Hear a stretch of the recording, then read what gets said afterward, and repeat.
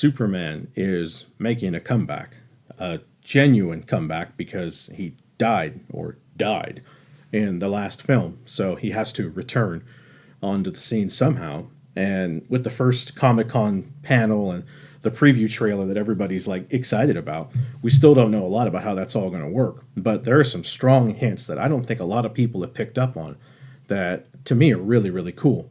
Especially if you're a Superman fan. I think that once again, Warner Brothers and this DCU they're building, right, with their films, it seems like there's always some kind of fallout from one film to the next. Wonder Woman was the first one where everybody's kind of cool with it.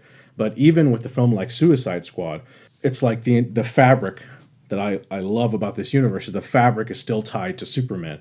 Whereas the J.J. Abrams Star Trek universe, for example, did not follow up on the Romulan ship coming, and it's supposed to be this major universe-shattering event for that Star Trek universe, and then they went to Khan, and then they went beyond, and they're all over the map. Right now they have a new show, and it's connected, but it's not connected. I mean, no one knows what's going on with Star Trek.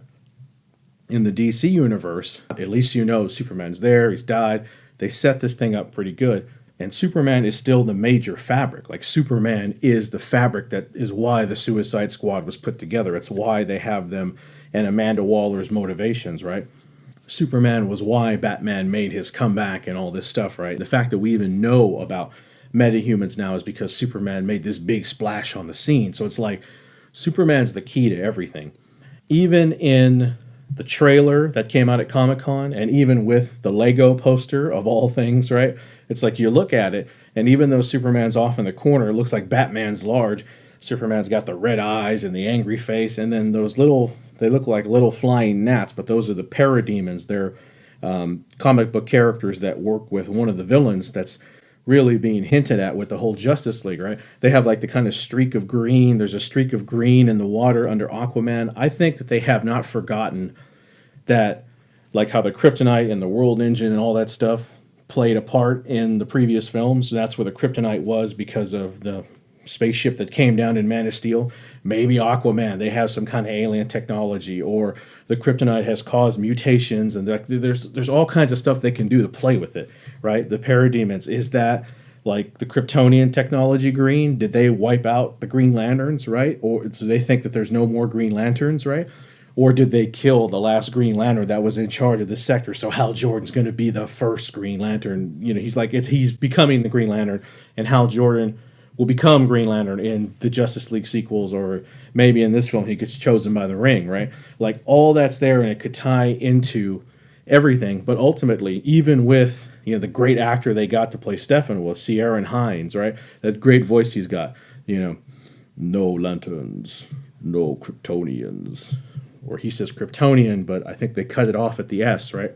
Again, this Superman, much like Suicide Squad, early scene with what's-her-name, and she says the world changed when he flew across the sky, and then it changed again when he didn't. They're following up with what they built. They're not as shifting and as changing, you know, in the wind as everybody tries to perceive. The actual stories in the film are still following the track that they built. And that's very encouraging, because if Superman is the fabric behind everything, that's awesome, because that's what you want. You don't need Superman in every film like Tony Stark, right? But you want him to be the it's like, you know, he's the huge umbrella that everybody's under, right? Basically, he appears, his technology, even the Justice League forms, right? Because they realize they need a Superman-level answer to answer back to these big Steppenwolf, Darkseid type things, right? That's huge. If he's the fabric of what keeps the Justice League together, the fabric of what makes them want to work together and combine their strength, right? And they've already hinted at that, obviously, in the trailer, right? But Batman has an arc that's a Superman arc, because he hated him, he wanted to kill him. Then he realized he failed him. Now it's like he's talking about, you know, he inspired the best in people, brought the best out of everyone. It's like, I know we'd like to have Chris Reeve and everything great that came before and since mixed together, but there's only so much you can do in 2 or 3 films. But right now, everything is still showing a tremendous amount of respect for Superman. The Justice League theme is Superman's theme.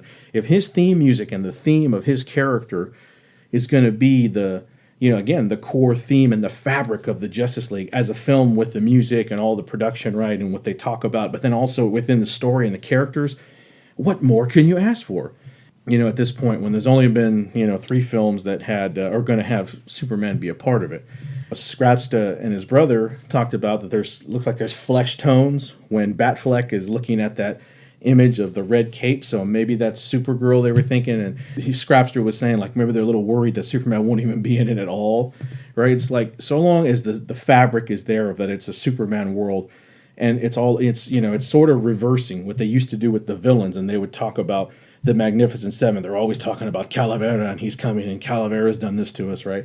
And we have to fight Calavera, and Wrath of Khan, same type of thing, right? They're always talking about Khan this and Khan. Khan would know that Khan's been here, and Khan, how did this happen, and all this stuff, right? Well, if that's a film that's all about Superman, and then he gets any kind of triumphant return or any kind of triumphant moment at all, even if he's barely in it, that is a huge deal.